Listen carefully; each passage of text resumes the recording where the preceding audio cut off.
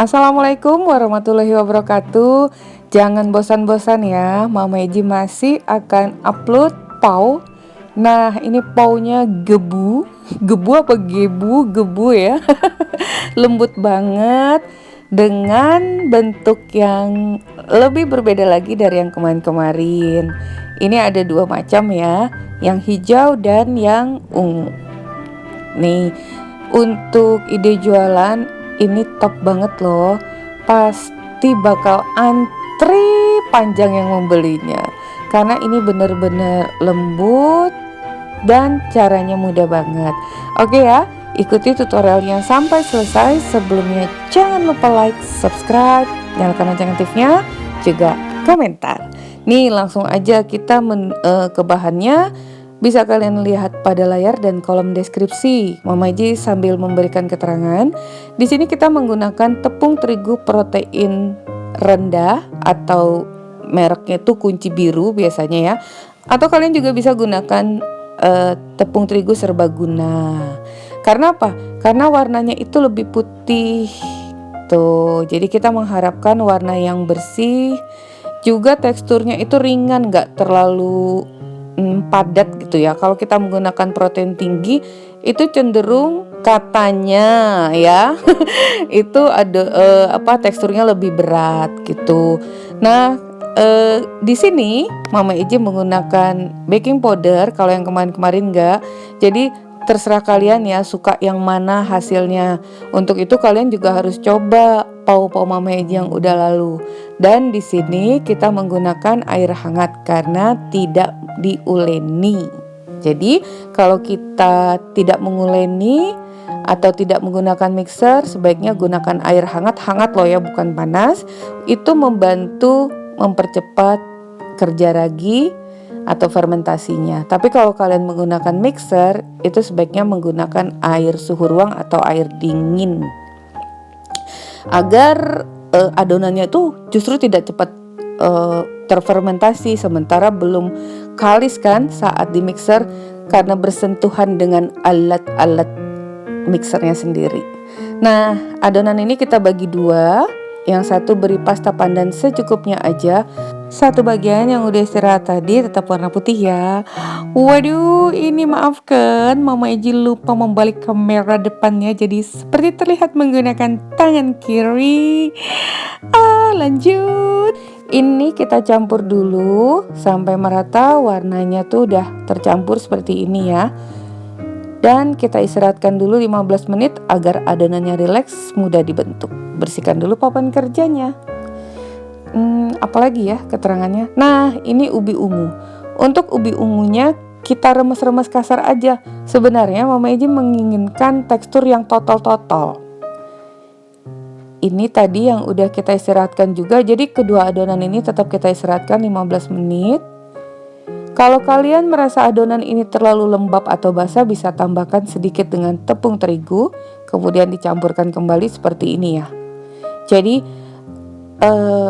kalian harus punya feel gitu, perasaan dalam setiap mengadon adonan roti, donat ataupun bakpao. Nah, ini kita campurkan. Sebenarnya kasar-kasar begini aja nih, tapi berhubung belum tercampur dengan baik, akhirnya jadi seperti ini. Nah, kemudian kita potong-potong dulu sesuai selera aja ya besarnya. Ini pun nanti kebesaran Mama Eji bagi lagi, akhirnya dapat 5. Setelah itu kita bulat-bulatkan. Ini kebesaran, nanti Mama Eji potong lagi. Nih, semuanya kita bulatkan dulu. Cara bulatkannya dibalik aja. Kalau udah semua dibulatkan, nah itu tipsnya tuh, beri sedikit aja dengan tepung terigu agar adonannya tidak terlalu melekat. Kemudian kita rounding. Ini bentuk yang pertama. Potong, kalian bisa lihat ya pada layar, seperti potongan pizza. Nih, kemudian ditumpuk. Seluruhnya kita tumpuk dulu. Lalu apalagi ya? Oh ya, dalam kalian mengerjakan donat, bakpao atau roti, itu tahapannya juga perlu diperhatikan. Sebenarnya tidak semudah yang kalian lihat. Oh, buat donat seperti ini, tinggal gini-gini terus digoreng, atau roti juga. Tapi ada teknik-teknik mendasar yang juga harus kalian tahu ya. Ini kita gunakan sumpit biar nggak melekat, bisa dikasih sedikit minyak. Tekan bagian tengah, berdirikan, tekan lagi sisi satunya tadi. Jadi kedua sisi udah terjepit seperti ini ya. Nih, setelah itu dari atas kerucutnya kita putar ke bawah sambil dirapikan setiap sisinya. Nah, tusuk sampai membentuk buletan di bagian tengah, lubang ya, seperti ini. Taram, cakep ya, seperti blower, seperti baling-baling. Oke, ini dia hasilnya. Jadi 5, tadi kebesaran banget, jadi Mama Iji bagi lagi. Olesi sedikit permukaannya dengan air, kemudian taburi dengan wijen hitam. Tapi ini opsional aja, Mama Iji beri bintik-bintik biar terlihat lebih cantik. Tuh, ini ya. Sekarang lanjut ke adonan kedua. Yang tadi tuh kalian tutup dulu. Bentuk pertama ditutup dulu sampai sedikit mengembang, kurang lebih 15 menit ya, sebelum kita kukus. Ini bentuk yang kedua, sama untuk ukurannya sesuai selera. Kita potong-potong dulu, kemudian bulatkan, semuanya dibulatkan. Karena satu potongan terlalu kecil, Mama Iji tumpuk lagi deh di sini, langsung jadi 2. Mohon maaf ya, banyak cancelnya dan perbaikan, tapi itu untuk demi kalian agar buatnya lebih cantik lagi. Kemudian kita panjangkan, pipihkan boleh menggunakan apa aja. Nih, terus jadi agak lebih memanjang dan sedikit melebar ya. Biar nggak susah, nggak lari-lari, kita pencet bagian atas biar melekat. Udah, setelah kita lebarkan ini, nih masih bisa lebar selebar-lebarnya, tapi jangan terlalu tipis. Kemudian oleskan bagian tengahnya dengan sedikit minyak sayur, lalu kita lipat jadi 2 bagian. Caranya mudah, tapi hasilnya Mama Iji suka. Jepit, seal bagian sambungan tadi, kemudian kita potong-potong menggunakan sendok kecil aja sampai terputus itu ya. Lalu gulung sambil dipencet, gulung dipencet. Kalian bisa lihat pergerakan tangan Mama Iji tuh. Dipencet, gulung pencet sambil dirapikan.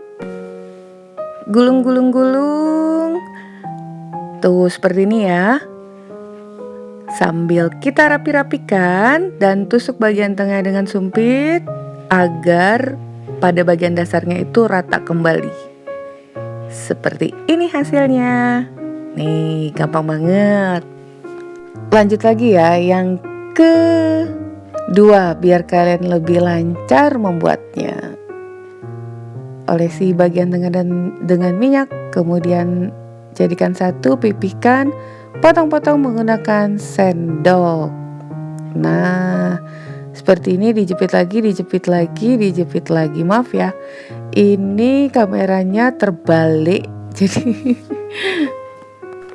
nah, ini sebelumnya air kukusan udah dipanaskan terlebih dahulu. Kemudian kita kukus paus selama 8 menit, jangan lebih ya, nanti bentuknya ambiar atau melebar. Ini setelah kita kukus dengan api yang sedang, api matikan, diamkan dulu selama 3 menit atau sampai uapnya hilang, agar paunya tidak kaget menjadi kisut dan keriput. Sangat lembut sekali, kalian pasti bisa membuatnya. Nah, untuk jenis pau ini lebih enak lagi tuh kalau kalian panaskan terlebih dahulu. Jadi disantapnya panas-panas, hasilnya akan lembut seperti ini ya. Sejatinya untuk kategori roti, pau atau donat itu lebih enak disantap saat fresh atau sedang panas-panas ya. Ya toh?